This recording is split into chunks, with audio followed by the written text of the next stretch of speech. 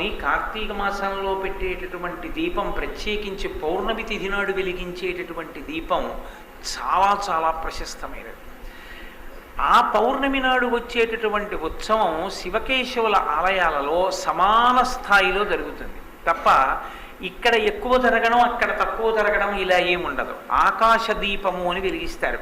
కార్తీక మాసం వచ్చింది అంటే సాయంకాలం ఆకాశ దీపం వెలిగించి ధ్వజస్తంభానికి పైకెత్తుతారు. ఆ పైకెత్తేటటువంటి ఆకాశ దీపం ఏదుందో అది కేవలం శివాలయంలోనో కేవలం విష్ణువాలయంలోనో కాదు, శివాలయంలోనూ విష్ణువాలయంలోనూ కూడా ఆకాశ దీపం పైకెత్తుతారు. కాబట్టి హరిహర భేదం లేనటువంటి స్థితిలో ఉపాసన నడిచేటటువంటి కాలం ఈ మాసం.